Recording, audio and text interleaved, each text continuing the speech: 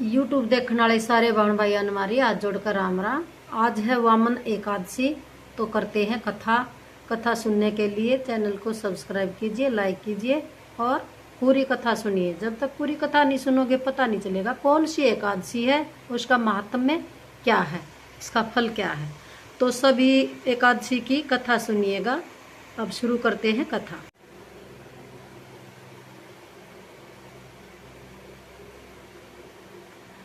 तो कथा को शुरू करते हैं, ध्यान दीजिएगा सभी। ये हमारे छोटे श्री कृष्ण भगवान गाय के साथ में, ये हमारे कुल देवता हैं। तो चलो कथा शुरू करते हैं। सभी ध्यान दीजिएगा। वामन परिवर्तनी एकादशी भाद्रपद शुक्ल पक्ष की एकादशी है। ये इसका नाम वामन परिवर्तनी है। इस दिन भगवान श्री विष्णु भगवान ने करवट बदली थी। भाद्रपद के शुक्ल पक्ष की एकादशी। धर्मराज युधिष्ठिर बोले कि हे भगवान, भादो की शुक्ल पक्ष की एकादशी का नाम तथा उसकी विधि क्या है? उस एकादशी के व्रत को करने से कौन सा फल मिलता है तथा उसका उपदेश कौन सा है, सो सब सुनाइए। भगवान श्री कृष्ण बोले कि हे राजश्रेष्ठ, अब मैं उनके अनेक पाप नष्ट करने वाली तथा अंत में स्वर्ग देने वाली भाद्रपद की शुक्ल पक्ष की वामन नाम की एकादशी की कथा कहता हूँ। इस एकादशी को जयंती एकादशी भी कहते हैं। इस एकादशी की कथा के सुनने मात्र से ही समस्त पापों का नाश हो जाता है। इस एकादशी के व्रत का फल वाजपेय यज्ञ के फल से भी अधिक होता है। इसे एकादशी जयंती भी कहते हैं।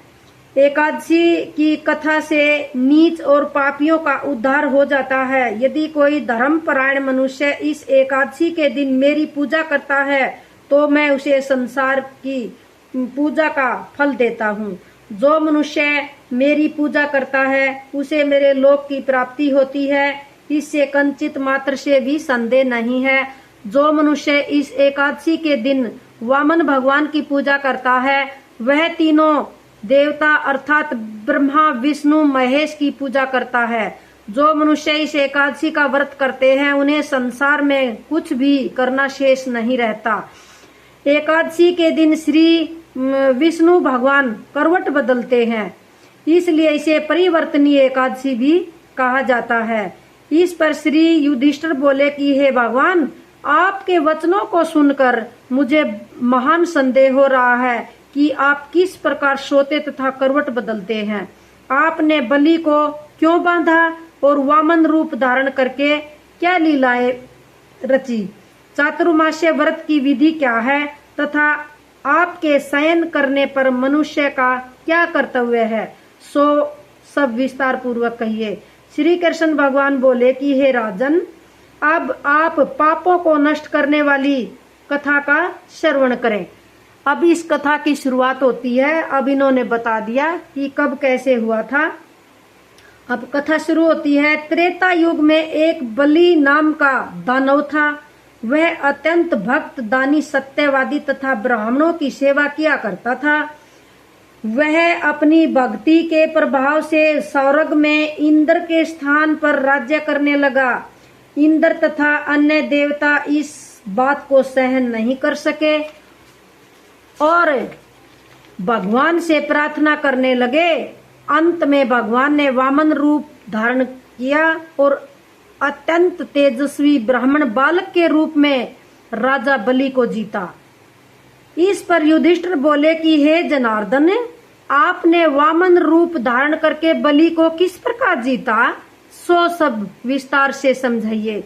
श्री कृष्ण भगवान बोले कि हे राजन, मैंने वामन का रूप धारण करके राजा बलि से याचना की कि हे राजन, तुम मुझे 3 पैर भूमि दे दो, इससे तुम्हें 3 लोक के दान का फल प्राप्त होगा। राजा बलि ने इस छोटी सी याचना को स्वीकार कर लिया और वह 3 पग भूमि देने को तैयार हो गया। तब मैंने अपने आकार को बढ़ाया और भूलोक में पैर रखा और भूव लोक में जंघा, स्वर्ग लोक में कमर, महलोक में पेट, जनलोक में हृदय, तपलोक में कंठ और सतलोक में मुख पर मुख रखकर अपने सिर को ऊंचा उठा लिया। उस समय सूर्य, चंद्र, नक्षत्र, इंद्र तथा अन्य देवता आदि शास्त्रानुसार मेरी स्तुति करने लगे।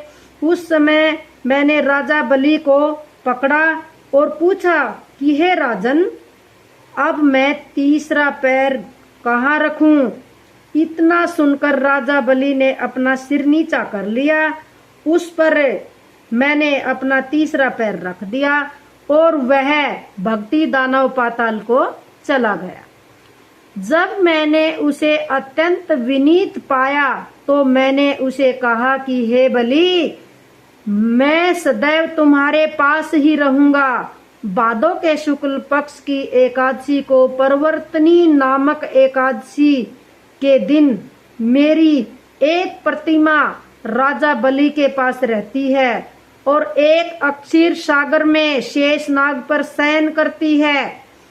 इस एकादशी को विष्णु भगवान सोते हुए करवट बदलते हैं। इस दिन त्रिलोकी के नाथ श्री विष्णु भगवान की पूजा की जाती है। इसमें चावल और दही सहित रूपा का दान दिया जाता है। इस दिन रात्रि को जागरण करना चाहिए। इस प्रकार व्रत करने से मनुष्य समस्त पापों से मुक्त होकर स्वर्गलोक को चला जाता है। जो मनुष्य पापों को नष्ट करने वाली इस एक कथा को सुनते हैं या सुनाते हैं, उन्हें अश्वमेघ यज्ञ का फल प्राप्त होता है। अब इस कथा की हम जो कथा का सार है उसको बताते हैं, कृपया ध्यान से सुने। व्यक्ति दान करे किंतु दान करके अभिमान न करे। अहंकार व्यक्ति को ले डूबता है। राजा बलि ने अभिमान किया और पाताल को चला गया। इससे यह भी ज्ञात होता है कि अति हर कर्म की होती है। तो आपने ये परिवर्तनी एकादशी की कथा सुनी और अंत में हम इसको एकादशी की जय जयकार बोलते हैं। इसमें विष्णु भगवान, कृष्ण भगवान, राधा रानी, लक्ष्मी जी की पूजा की जाती है और अपने घर में धूप बत्ती, स्वच्छ मंदिर, पूजा पाठ करने से पहले मंदिर को स्वच्छ करना चाहिए और तिलक लगा उनके स्नान करके और शरीर को पोंछ के तिलक लगाना चाहिए और अंत में इसकी कथा करनी चाहिए। तो कौन कौन एकादशी की कथा करते हैं, ध्यान से ये कथा सुनिएगा और लाइक करिएगा और कमेंट में बताइएगा कौन कौन एकादशी की कथा करते हैं और हमारी कथा आपको कैसी लगी। सभी दर्शकों को हमारा नमस्कार है।